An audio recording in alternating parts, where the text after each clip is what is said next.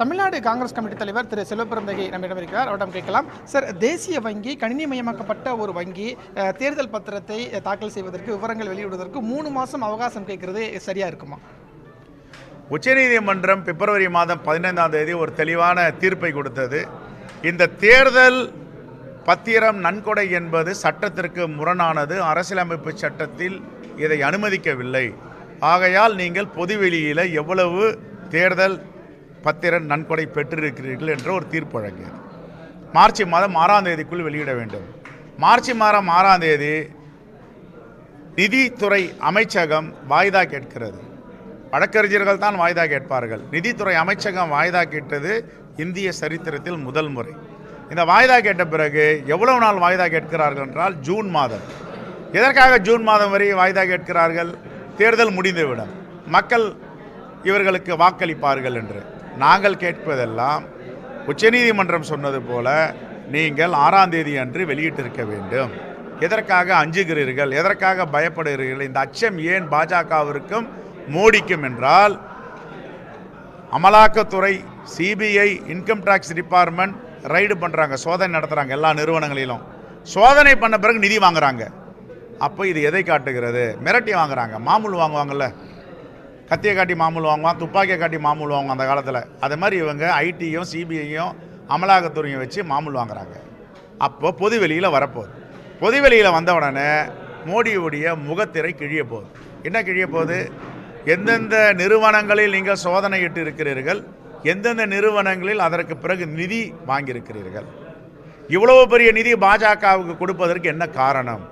பயமா, அச்சமா, மிரட்டலா, அமலாக்கத்துறையா, சிபிஐயா, ஐடியா? இந்த உண்மையெல்லாம் நாட்டு மக்கள் தெரிந்து கொள்வார்கள். ஆகையால் இதை மூடி மறைப்பதற்காக, தேர்தலுக்கு முன் வருவதை தடுப்பதற்காக வாய்தா கேட்டார்கள். உச்சநீதிமன்றம் வீழ்த்து கொண்டு விட்டது. இன்று அருமையான தீர்ப்பு, வரலாற்று சிறப்புமிக்க தீர்ப்பு கொடுத்திருக்கிறது. அந்த தீர்ப்பின் அடிப்படையில் நாளை மாலைக்குள் வெளியிட வேண்டும். 15ஆம் தேதிக்குள் தேர்தல் ஆணையம் அதை பொதுவெளியில் வெளியிட போகிறார்கள்.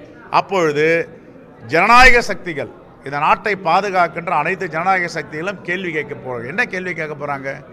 இந்த நிறுவனத்தை நிதி வாங்கியிருக்க, இந்த நிறுவனத்தை நிதி வாங்குறதுக்கு முன்னாடி சிபிஐ, அமலாக்கத்துறை, ஐடியும் ரைடு பண்ணியிருக்குது. ரைடு பண்ண பேர் எனக்கு உங்களுக்கு நிதி கொடுத்தாங்க. அப்போ இது ஒரு பரிகாரம் செஞ்சுருக்கீங்க, சலுகை காட்டியிருக்கீங்க, அந்த அடிப்படையில் வாங்குறீங்க. சரி, வழக்கு எந்த நிலுவையில் இருக்குது? அதோடைய அவுட்கம் என்ன? ரைடு பண்ணது, சோதனையிட்டது, பறிமுதல் செய்தது, இதெல்லாம் முழுக்க ஊழல். இந்தியாவில், இந்த தேசத்தில் இந்த தேர்தல் பத்திரம் நன்கொடை என்பது மிகப்பெரிய ஊழலாக வரவிருக்கிறது. இன்னும் 2 நாட்களில் மோடியுடைய முகமூடியும் பாஜக ஆட்சியோட முகமூடியும் கீழே இருக்கிறது. உண்மை முகம் நாட்டு மக்கள் புரிந்து கொள்வார்கள். இந்த தீர்ப்பை வரவேற்கிறோம். ராஜினாமா செய்ய வேண்டும். நிதித்துறை அமைச்சராக வாய்தா கேட்ட நிர்மலா சீதாராமன் அவர்களும், வாய்தா கேட்டுவதற்கு உறுதுணையாக இருந்த பாரத ஸ்டேட் வங்கி தலைவரும் ராஜினாமா செய்ய வேண்டும். இவர்கள் மீது நடவடிக்கை எடுக்க வேண்டும் உச்சநீதிமன்றம். தேர்தல் பத்திரத்தில் முறைகேடு, ஊழல் நடந்திருக்கிறதுனால தான் இவங்க கால அவகாசம் கேட்குறாங்க அப்படின்னு எடுத்துக்கலாம். மிகப்பெரிய முறைகேடு நடந்திருக்கு, மிகப்பெரிய ஊழல் நடந்திருக்கு. எல்லா நிறுவனங்களிலும் ஏறக்குறைய 90 விழுக்காடு ரைடு நடந்திருக்கு. அச்சப்படுத்துகிறாங்கல்ல, மிரட்டுவேன், நான் ரைடு அனுப்புவேன், ஐடி அனுப்புவேன், அமலாக்கத்துறை அனுப்புவேன். அமலாக்கத்துறை கைது பண்ணால் பைலே கிடையாது. ஐடி ரைடு பண்ணால் பணமே பத்திரங்களை கொடுக்க மாட்டாங்க. சிபிஐ ஒரு பக்கம் ரைடு பண்ணுவாங்க. அப்படி இதெல்லாம் கிடைக்கணும்னா ஒன்று அவங்க கட்சியில் சேரணும், இல்லை நன்கொடை கொடுக்கணும். இது எதை காட்டுறது? சர்வதிகாரம். சீனாவில் எப்படி ஒரு அதிபர், ஒரு ஆட்சி, ஒரு மொழி இருக்குதோ அது மாதிரி இந்தியாவில் கொண்டு வர முயற்சி பண்ணுறாரு. வடகொரியாவில் எப்படி சர்வதிகாரம் இருக்கோ அது மாதிரி இந்தியாவில் கொடுக்கணும். இதுதான் இந்த மிரட்டல், உரட்டல். யாராவது ஜனநாயகவாதிகள் பேசினா உடனே பிடிச்சி உள்ள போட்டுருவாங்க, வழக்கு, கைது, எல்லாத்தையும் தூண்டி எடுப்பாங்க. இதுதான் பாஜக ஸ்டைல். ஒரு கட்சிக்கு ஒரு மாடல் இருக்கு. இது பாஜக மாடல். செய்திகளை உடனுக்குடன் தெரிந்து கொள்ள உடனே சப்ஸ்கிரைப் பண்ணுங்க.